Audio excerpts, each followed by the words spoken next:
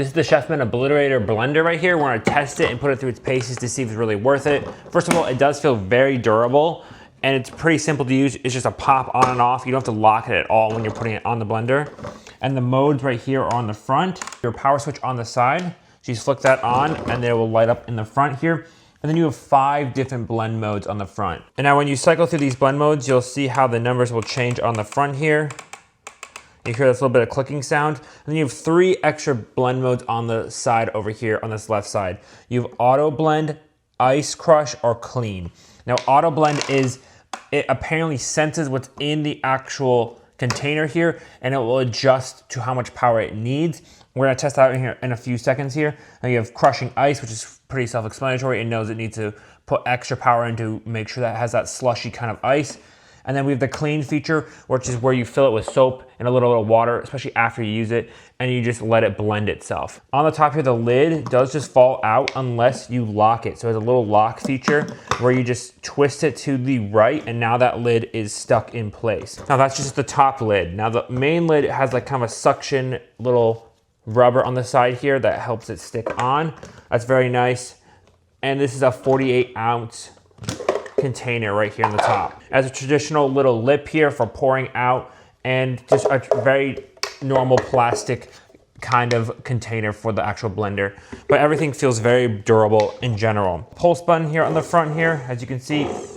And you can see it doesn't need the lid on to actually operate. So you have to be obviously very mindful and careful of that, not getting anything inside the blender while you're having the lid off. You also can blend very easily. If you have the lid off and say stuff is in here and you accidentally turn it on, you can get stuff out pretty easily as well. So you want to probably make sure you build your smoothie outside of the blender and then put it on before you start blending. It also comes with a tamper on the front here. A nice feature on the top here where it has the same kind of locking mechanism where you twist it out.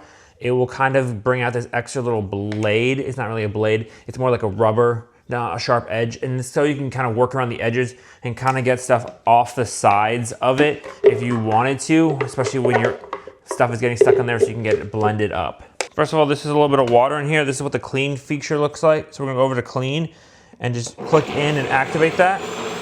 It will kind of pulse the machine and then work up to a higher mode, as you can see,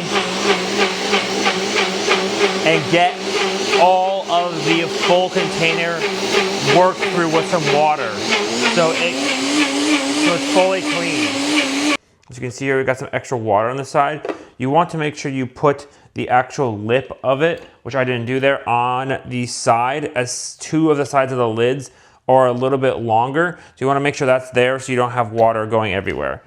As you can see, it really worked up into a stronger and weaker pulse to try to get the water throughout the entire base of this so that it can clean the entire thing. We're gonna build a smoothie with frozen fruit and such so we can put it to the test. A bunch of frozen strawberries. A really good test of how well this works. All right, we have our smoothie put together here. We're making sure to line up that lip there. If you don't, you can see how a little bit of water will escape if you don't. We're gonna put on here and we're gonna try the auto blend feature right here in the front, where you shouldn't have to choose the higher power to the lower power. It should just know if it's struggling, it will turn up the power. If it's not struggling, it will just turn it down. This is a 1380 watt motor. It does have a lot of power to it, so it should be just fine. Again, the build of this is very sturdy and I was very impressed. All right, just pushing the button to start it. You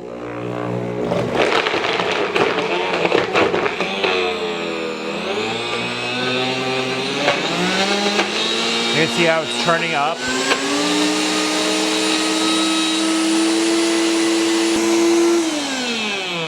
So you can see how it turned up the motor really fast as it could sense that it was not moving it around. Now I will say, this was a great test with the frozen fruit. There was not enough water in here, so it's not gonna have a good job in any blender being able to try to blend up that with the amount of water that was in there. So we're gonna add a little bit more water / liquid. Frozen fruit blend, you wanna make sure there's enough liquid in there, but it's kind of a great test to see how it handles having a little bit harder of a situation. Let's try this again.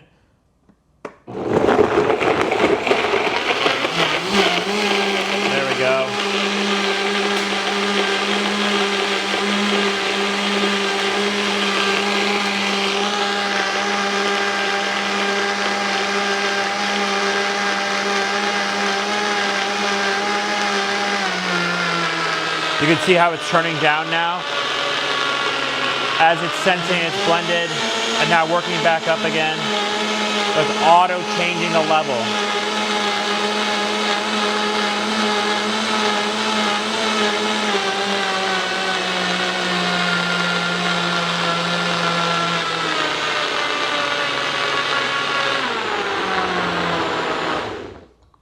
So as you can see here, I just turned off automatically. So it is doing the whole blend process for you without you having to touch the machine once.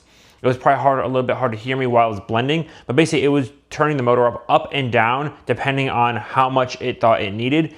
And let's test out what this final process came to.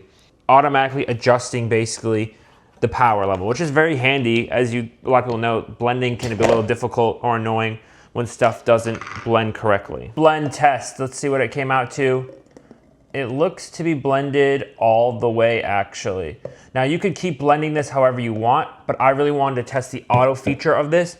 And I will say I'm actually very impressed with how well this blended it. I mean, there's no bits in it. You definitely could just throw this back on. And if you wanted to test, like, put it back onto a 1 or 2, this is what it looks like. That's 1, that's 2. You do have these middle dots between the 1 and 2 and all the numbers, so you can kind of incrementally move up the power.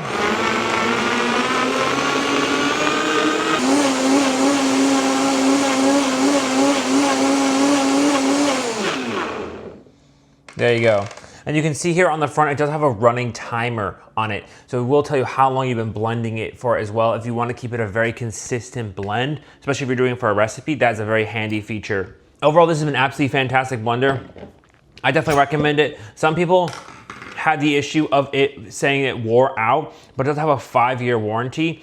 I think they honestly just got some duds because most of the ratings are all 4 to 5 stars.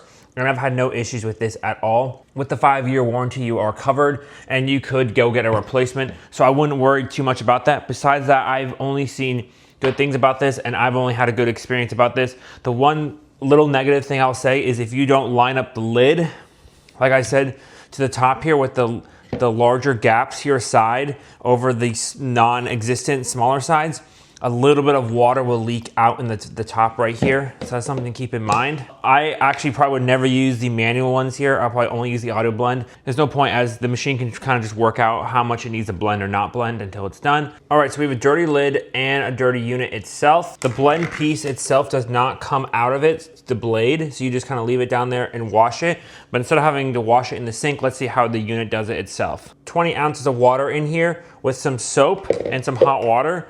We're gonna put that lid back on and we're gonna try the auto cleaning feature to see how it will work here.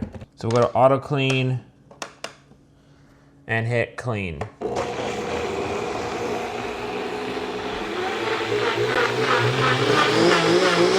See how it's speeding up here?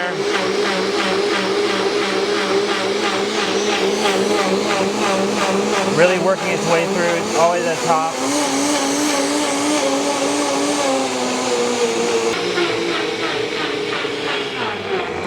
That's the end of the 1 minute. So the blend time for the cleaning does take 1 minute. I put a lot of soap. Some soap is on the top here, but you can see how clean this looks. Definitely a very handy feature.